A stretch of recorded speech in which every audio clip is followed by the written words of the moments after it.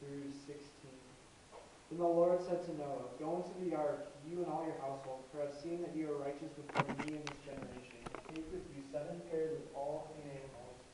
Take with you the male and its mate, and a pair of animals that are not clean, the male and his mate, and 7 pairs of the birds of the heavens, also a male and female, to keep their offspring alive on the face of all the earth. For in 7 days I will send rain on the earth, 40 days and 40 nights, and every living thing that I have made will I blot out from the face of the ground." And Noah did all that the Lord had commanded him. Noah was 600 years old when the flood waters came upon the earth. And Noah's sons and his wives all went into the ark to escape the flood waters that were coming. The clean animals and the animals that are not clean, the birds and everything that creeps on the ground, two and two, male and female, went into the ark with Noah as God had commanded Noah. And after 7 days the waters of the flood came upon the earth. In the 600th year of Noah's life, in the second month, on the 17th day of the month, on that day all the fountains of the great deep burst forth, and the windows of the heavens were opened, and the rain fell upon the earth 40 days and 40 nights. On the very same day Noah and his sons, Shem and Ham and Japheth, and Noah's wife and all 3 wives of her sons entered the ark. They and every beast according to its kind, and all the livestock according to their kind, and every creeping thing that creeps on the earth according to its kind, and every bird according to its kind, and every winged creature.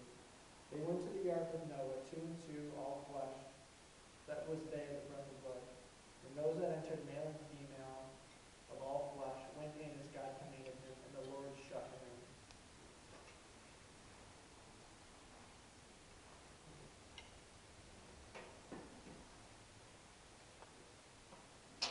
Near the beginning of the Japanese and American conflict, near the beginning of World War I in 1941, the Japanese invaded the Philippines. And when they did this, they had a brutal oppression of the people where they slaughtered over 1 million people.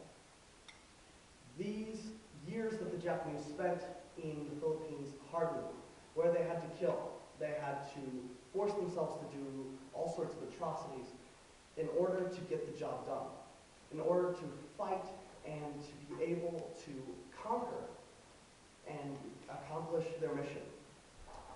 After years, 60 years, in 2005, Yoshio Yamakawa and Tsuzuki Nakashi, both ages 87 and 85, were found in the jungle still willing to fight for the Japanese armies, 60 years after the war had already ended. They were willing to do whatever it took for their emperor, and they were willing to face all odds, even though there were a multitude of people who would constantly confront them, whether that was the police force or otherwise. As Christians, I don't think we have as much guts. I don't think we are as strong as these soldiers are for something they couldn't be sure of for over 60 years. And it's my challenge, so I hope that we can see with the story of Noah and give some life to the story in order to show you that it's not just the story of some guy who ho-hummed his way through life and somehow fulfilled the Great Commission just by walking along, but that because it took guts and it took a challenge. And I hope to expand on the passage before this in order to be able to enlighten you on some things that probably happened. Noah was the son of Lamech, and Noah's great-grandfather to the seventh time, so 7 greats before grandfather, was Adam. So he had grown up probably in a tradition where the written language hadn't really come about, and he'd heard the stories of God. And so he had to hear these stories of the great creator who cast them out of the garden years and years ago. And we don't have a lot of context between what happens when Adam's son, is born and what happens when Noah is born. But we know that Noah is important because he's the only one who is actually given a definition for his name. And so there's a turning point with Noah. There's a specific point where Noah is important. He spent 500 years. And for 500 years, over 1,000 years, God had not spoken to anyone since Adam that we have record of. There was no message, there was no enlightenment, there was nothing that was actually happening. In a way, it was a sort of dark age for the people of Israel who would become Israel. And so this time was difficult. But God speaks in chapter 6 when he comes to Noah and he says, "I am grieved for what I have made. I'm grieved that the people have not followed me." And we can see that God is God's faithfulness is what prevails over through this time. And through Noah, faithfulness is the issue at hand. And faithfulness is what is going to continue to be seen all throughout the rest of Scripture. And God provides this story through Noah. Now, as Dr. Ken Brewer, one of my professors, once said, he says, that God is willing to work and change you.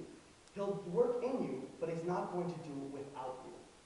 And so we see that Noah stands up through a time of adversity where he doesn't hear from God, and he has to fight anyway. Now, this is again, I know that this is a hard thing to conceptualize. What does it mean to actually live life, to be someone who's living in a corrupt generation? In Hebrews, we see that there's only about 7 men who are actually referenced for being blameless during that time. 7 men out of thousands upon thousands of people. We don't have exact numbers, but there are estimates that it was at least in the millions, that perhaps the earth was spread with people.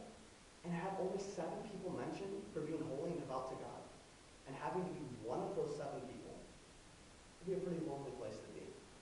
And not only that, but God gives a litany of descriptions of what he wants his ark to be.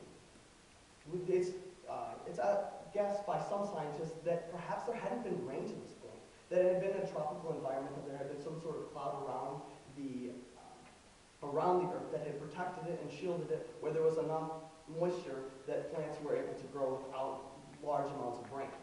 So rain seemed like a strange concept. And at this point, there's probably not a lot of sailing involved. Water is a scary thing, as we see through the rest of Jewish tradition, that water is seen as a dark and monstrous place to be. And so when God comes to Noah and telling him that there's going to be this storm, that there's going to be rain and there's going to be a flood, this sounds insane. This sounds like somebody straight out of Looney Tunes telling you like some sort of Acme thing, that there's going to be an anvil falling out of the sky. It doesn't happen. It doesn't happen. But Noah believes that it will. And I wanted to walk through some of these basic steps. We talk about Noah just building his ark. He just went about his business and he gets the instructions. He's like, oh yes, I have the architectural structure right here. I'll go ahead and get on that, God. But imagine what that's like. Because he's 500 years old when he births his sons. And this is a really complicated situation. Imagine at the time we're in. It's not where you get to just buy your food, that you have a full-time occupational job. Most of you are gathering your food, hunting and gathering, or perhaps there is farming involved, but it takes a lot of effort, and everybody has to pitch in. But what he has to do during this time is build.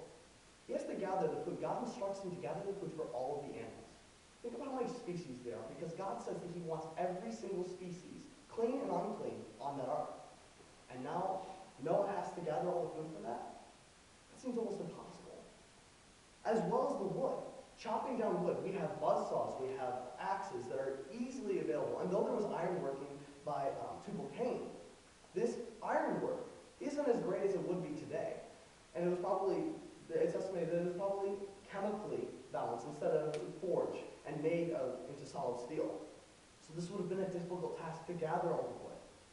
And then to think of the tar, what it's like to have this structure that the Bible says is, the length of it is 300 cubits, the breadth is 50 cubits, and the height 30 cubits. To give you a little bit of a visual on what a cubit is, it's to where my finger is, out. So a foot and a half, 18 inches approximately. 18 inches, and to have something that is 300 cubits long is 450 feet. 450 feet is a football field and a half. Can you visualize a football field and a half, and then you, by yourself, with sons who are less than 100, creating a football field and a half worth of wood that has to have 3 stories, that has to be 75 feet wide, and that has to be able to accommodate and survive a treacherous style that you've never experienced. To be able to know where the tar is, Noah's not an architect. He's probably a regular guy who's just being devout to God, where most of us are. He has to do the construction. He's no Iron Man. He's not a Samson. He's not super tough where he can just throw logs at this building and somehow it appears and God magically does these things.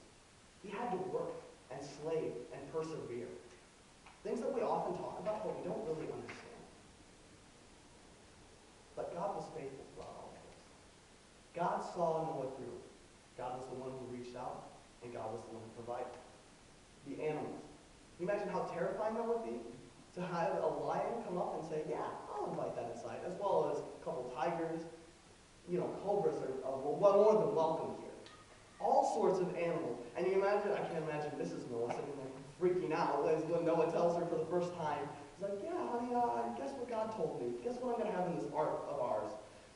I don't think she would be very happy at all to hear that kind of news. Will they all fit? He had to make this building into a way that would be able to fit all these different creatures. And he had to watch them walk in and imagine the awe that would take to watch in one day. Because the Bible, in verse 11 through 16, talks about that all the animals came in one day. All the animals from all over that God had known. Imagine the outpour. It's not like the movie Noah, where it happened in Strange Woods, but can you imagine watching emerging from the woods over the hills that just animals upon animals come? And then there were the people. The people who were so destructive and so violent that God was actually sorry he ever made them. And we see God as a God of love and mercy, someone who's always there for us. Now imagine the father looking at his children saying, I wish I didn't have you. I just not created you inwardly so much better. And then these people in anger and confusion and hatred pursue Noah and his family. And with hatred, probably talking about him behind his back, probably maybe destroying his property. We don't know. They were violent people, tribal people. These aren't nice, civil places where everyone shows up in suits and then talks about you behind your back. They plot to kill you, and then they destroy crops. That's the kind of people we're talking about. But God was faithful. God was faithful and protected them. The wife. Poor Mrs. Noah isn't even given the name, but we know that she had to suffer through all of this too. She gave Noah sons and had to raise 3 boys. 3 boys throughout 100 years while her husband was off like a crazy man building some giant wooden structure that God apparently told him to build. I don't know if that sounds too logical to you, or that I would have the patience to be able to trust even one of my friends, one of my good friends, my parents, if they said something like that. And yet she stood by him. Because she, like God, was faithful to Noah. And this idea of faithfulness goes throughout. She stayed with her husband. And what a lonely place that must have been, going down to the cistern or to the well, and she was alone. The feeling when you walk into a church or a place and you don't really know anybody, and everybody knows your business, and all eyes are on you, and you feel it. You can't explain yourself. You can't really say anything. That's where Mrs. Noah's at. Yet she stayed true, and God was faithful.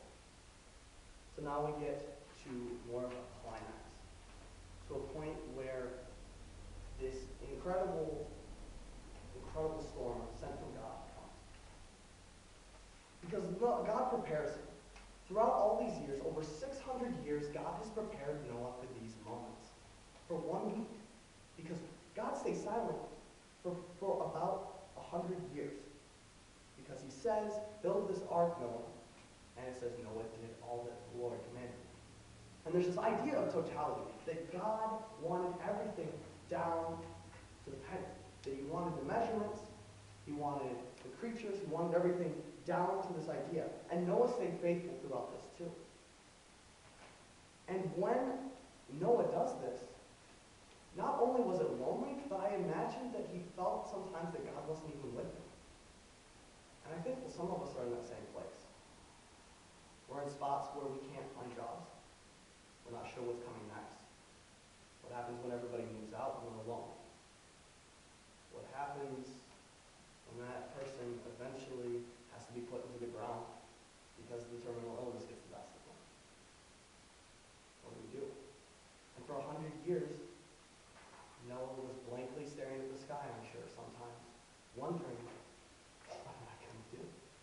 Do I just keep going? And thank goodness he did. Because we see in this last week that God brings upon a storm. He says, Noah, now is the time to prepare.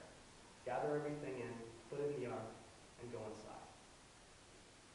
And he's faithful. God is faithful to Noah and reaches out and shows him the way. An interesting fact about verses 7, 6 through 10 and verses 11 through 16 is that it seems like the same story is is read twice. When the scripture was read, you might have felt like you heard the same scripture twice in a row, where it talks about in the 600th year of Noah's life. Well, it seems like with oral tradition and the Jewish culture that this would have been something that they would have first established what the story was. Because we see this also in Genesis, so there seems to be two different creation stories. So this is a common use in Jewish tradition to establish a story, also in Jewish poetry, and then to reiterate, but with more movement, with more effectiveness. And we see this in 11, that there seems to be more action verbs in 11 through 16.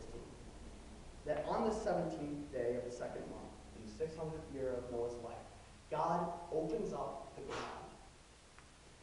And I'm wanting us to imagine why Noah's life is so vivid, because oftentimes we feel like ours are more vivid than others. And because we don't realize that God is a complex God looking down on us and still loving us. And that we feel we're very alone like Noah. The fountains of the deep opening up. What would that look like? If any of you have seen the movie Interstellar, there's a part with a massive wave that comes out, and it's terrifying. And they realize in a moment that this means doom. Now I want you to imagine this at the same time, a wave coming at you while you see an outpouring of the sky, and I'm talking heavy rain. The kind that hits on your house, and it feels like your house is being beaten by 1,000 fists. That is just coming down hard. And all of this happens at once, because God says enough. When this happens, we see that this happens on the very same day that Noah enters the ark. He enters the ark through one door that God specifically told him to create. One door on the side. There are a lot of fallacies in the Noah movie, but one of the ones is that when Noah enters, he closes the door and opens it as he please, and he peeks back out, and he's like, oh no, there's this entire army, and he peeks back out, and he closes it, and there's like this feeling that maybe Noah is going to get killed, or maybe this evil king is going to climb inside and get Noah, and that God's people are not going to be protected. We see in the original story, this was never the case. There's no mention, because God's will was absolute. And God's will was going to continue, because he was faithful to himself, faithful to his word, faithful to Noah.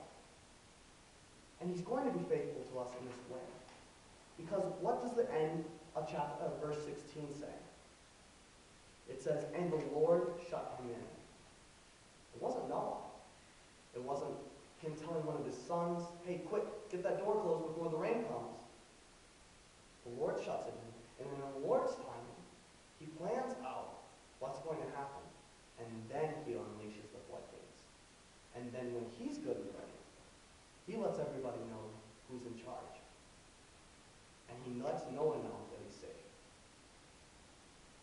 In some ways, this is a sort of terrible thing, because we sit and think, oh, the flood just comes and everybody's fine. But I want you to imagine what it's like hearing the pounding of the rain on the roof, hearing this wooden structure with lots of animals, and there's probably lots of noise. Maybe you're at the door and you see the door shut, and maybe you're one of the wives or one of the sons. And outside, you hear all these people banging on the door, wishing that they'd listened. And suddenly, worshiping that outdated, ancient deity didn't seem so dumb. All that talk about how foolish Noah was from the men, and all that talk about how poor Mrs. Noah from the women, didn't make much sense anymore. Because they were outside, and he was inside.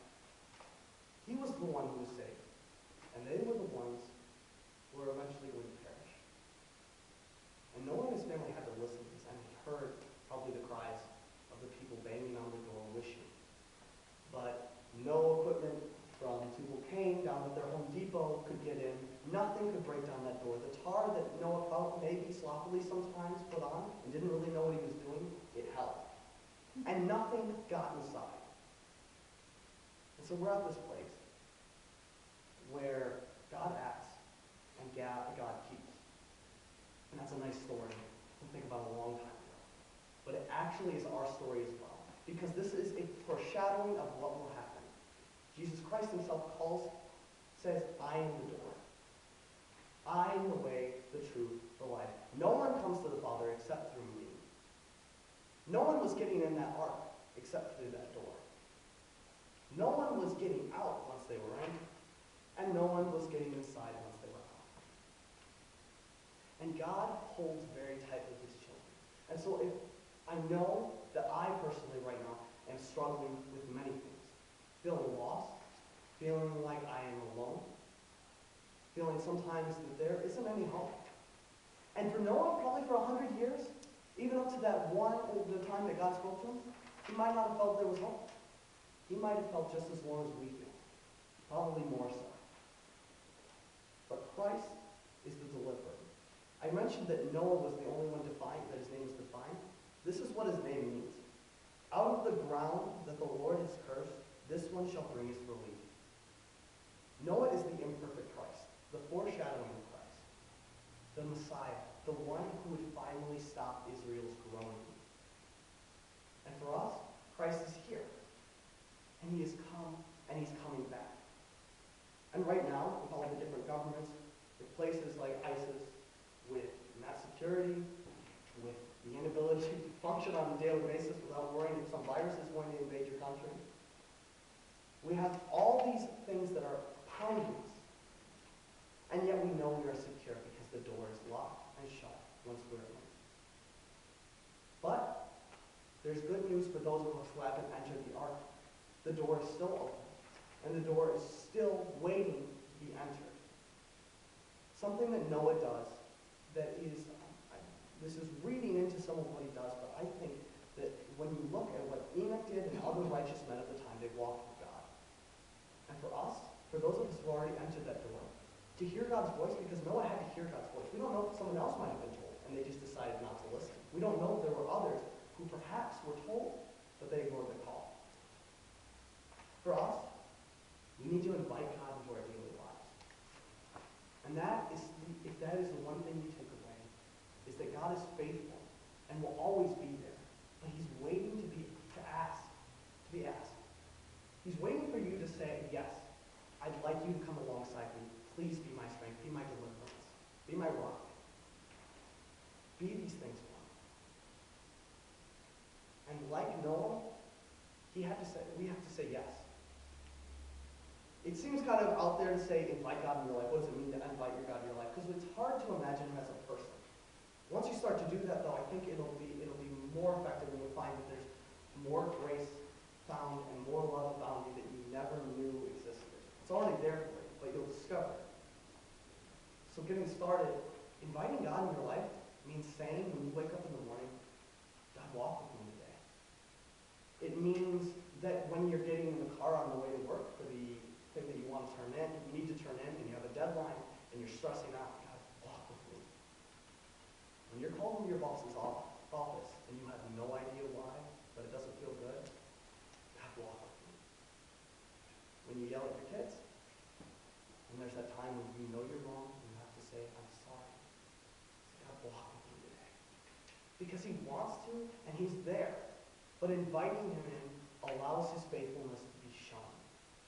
And it allows us to see the full glory of his grace, because he does these things for his glory. The reason that we have to invite God in is because salvation is on the line. And entering this door is the most important thing that we can do. In Matthew 7:13-14, it reads, Enter by the narrow gate, for wide is the gate, and broad is the way that leads to destruction. And there are many who go in by it. Because the narrow gate is a gate that is, and difficult is the way that leads to life. And there are few who find it. There were a total of 8 people who survived out of thousands. And there are going to be few Christians in a world that hates this ancient, outdated God. When we have our reason, when we have our science to back us up. But we've never needed God less, and we won't ever need him less. His faithfulness endures forever. And I'll leave you with Thomas Aquinas' quote. I'll read it twice because I think this is, he talks about Noah, and this is what he has to say, talk to the church being part of God's family. There is but one church in which men find salvation. Just as outside the ark of Noah, it was not possible for anyone to be saved. There is but one church in which men find salvation. Just as outside of the ark of Noah, it was not possible for anyone to be saved. Bow our heads and close our eyes. Dear Heavenly Father, thank you so much for the opportunity and the glory of your word. I pray that each of us would be changed and influenced by your Holy Spirit, and that you would dwell with us. God, I pray for those who have not entered the door, that we all would be able to reach out to them as Christians and love them, and that they would come to saving grace of you. And for those of us who have entered the door, that we would be able to invite you into our lives and experience your faithfulness. I pray that as we go out from our homes, from our workplaces, that you walk with us. Through the power of the Holy Spirit, in the name of Jesus Christ. Amen. Mike? Time? 24:40. That includes prayer. No, but it did include the reading at the beginning, which was a minute 40. All right, thank you.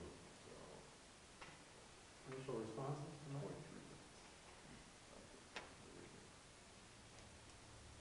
I thought you took a text, like, I would have not been able to pull that off. Like, you took a text that the story is obvious, but I don't know what that means for me, like, theologically. So I think you did a fantastic job, like, tackling the theological themes and making it applicable. And I was waiting for you to tie in how it, how Christ came into it. I was like, man, there's no way he's going to get Christ into that. But then you did, and you're like, Christ is the door. I was like, man, that's good. This isn't like a criticism, but you mentioned they probably heard the people pounding on the doors, crying to let them in, and that started just made me think about. I mean, it's obvious why they couldn't come in because they were completely broken, and you mentioned how God was, almost ashamed that He had created them. But that made me think about today, how do we get those people in the doors? And is there ever a time where the door has been shut and they can't be let in? So, that made me think, and I wish I could have had closure, but I don't think that's something we really ever have closure on. Is that something that we're always supposed to be doing, is getting them through the door? So, good job, man. Well, I'm going to say,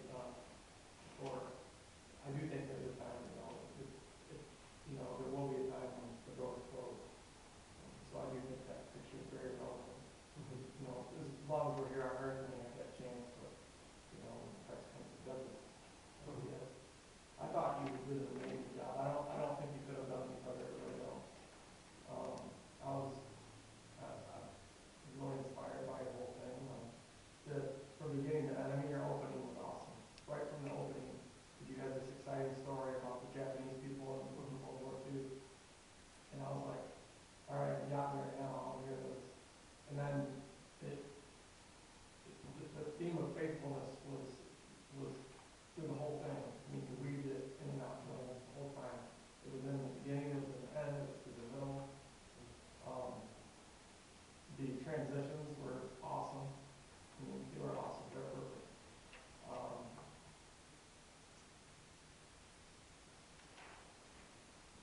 I could sit here and keep giving the Lord marks, but that's all I'd be doing. You have a gift for you. Okay. When you said the door is still open, we can still enter the house. Whoa. There was like this, I felt like a wave hit me. I was like, whoa, that was really well. You really built it up really well. So that was like, yeah, that was good.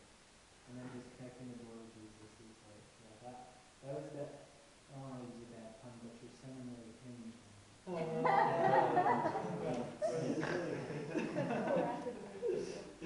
No, I love that. It's good. I was so tempted to throw in some corny puns, but I was like, gotta be respectful of the word of God,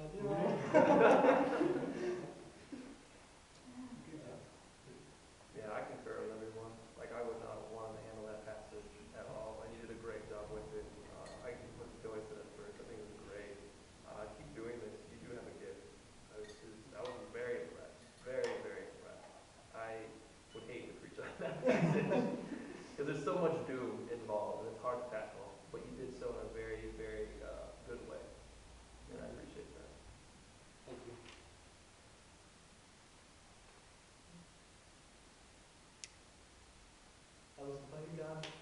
whole time while I was like hoping, oh, don't let me down, please. 'Cause I really don't want to screw this up. Did he have, illustrations? How many modes? I wanted 3 votes. Word pictures, quotes, visuals, you have the yardstick. Yep. Was there a fourth one? Of course, all you need is 3, right? Who was this? I saw the hands on, if you have them, I don't think that. Yeah, but For what? hands on, yeah. The hand on. No. Next track. What about sources? I got 4. Which ones? Personal experience, we talked a little bit about trials. Yep. World War II stuff, history.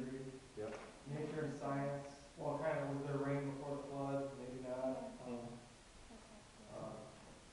Current events, you can talk about, stuff going on in the world right now that could cause fear, so, like Ebola. ISIS, Ebola. Yeah. Looney Tunes, I mean, how much better on yards can you get than Looney Tunes? Oh, yeah, some of those. Interstellar and Normal. All right, good. What about his, mechanics? Good. Good. Sure. Yeah. You were a little too fast at points, and I could tell it was like, you were either excited, which was cool, or, and you get a little clogged up on your tongue, so. Excitement is a great thing, though, so, I definitely, in comparison to you, it's very bold to even step away from the stand, so, I thought that was bold. Your pace it was fast, but it wasn't, I had an easy time following the whole time. It wasn't, I remember when you did your devotion you did, you went so fast, I had a hard time. Because I was chewing on the last sentence you were already on. But this one, I was able to follow all the way through. And you also did a good job walking around the room, stuff like engaging the crowd, making eye contact with everyone. Did you even look at your notes? Couple times. Yeah, I did, but. Must have known I was right. Anybody else? Yeah, sure. Did he have 100 years to build the ark? It's not clear. Oh, okay. It's not clear. And yeah, that's something I forgot to mention is that it's basically 500 years.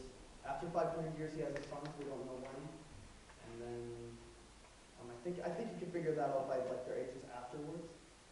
But then after that, yeah, I can't remember. I don't think it's unclear when God speaks. So 2 quick things. First of all, we kind of talked about already your voice projection, and just kind of paced through the whole thing was really good. At the beginning, you came across, you were really loud and kind of excited in your first story about like, the Japanese army and things like that. And part of that's just knowing your room, so it's hard when we're in a room that echoes so much, but and you did get very much more comfortable with it as the time went on. But as we started, I was like, oh, he's gonna shout the whole thing. So no, but it ended up being really good. I just know that when when you get into a room, feel out the room, how you sound, in a room, so that okay, being loud here means I have to do this, being quiet here means I have to do this, so people in the back can still hear and different things like that. Also, the only other thing that I thought was interesting, you kept mentioning the sons, and you kept mentioning them like they were 5. Because you're like, oh, well, they were only 100.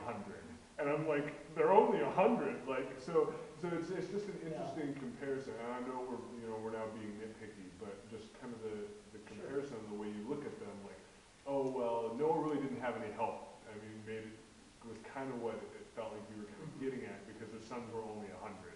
And I'm going, these were full-grown men who, like, have worked and done all this kind of stuff. So, yeah, compared to him, if he's 500 and they're 100, like, yes, they're young boys, but, I mean, if you consider, like, the fact that, at 24, we're, most of us, could go and build a house. I mean, so. Right, yeah, I should have clarified that, because we're not sure when they were born. They were born sometime after now. I'm not sure if all 3 of them were born at once, or. So, I mean, it just, Yeah. like I said, we're getting nitpicky, but just think about that in the way that you do. Anybody else?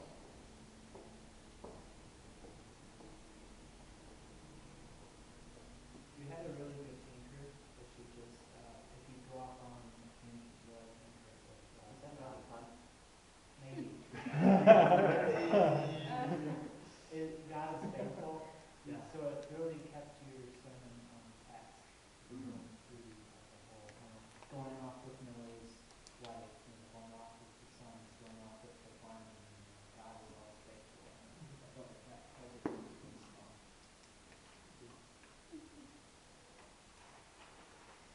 Ruth, do you have any thoughts? I really liked it. Like everyone said, you really are a very gifted speaker. And I mean, you kept me interested the whole time. It's 9 o'clock at night, so that's kind of impossible right now. And I haven't had caffeine in at least 2 hours. So that says a lot, honestly. You really did very well pulling it all together. Good job, Mike. You did a great job unpacking the story. I think your exposition really came through. And your opening was really good. The Japanese soldiers, the guys, no word from headquarters for 60 years, they're still faithful to the emperor. So that compares Christians to rather crazy people maybe, but that's a yelling illustration. I think your transitions worked pretty well. I think probably the thing that hurt you was your rush. It's already been mentioned. You rushed through some pretty salient points. Even your opening was, we started out in 4th Peter, and I think if you, with time you'll develop that timing, but silence is as effective, pauses. And when you want to get something, you have to kind of mark in your mind, where do I really want, what nails do I want to drive home? And then with your body language and your pace, you need to use that to help that happen.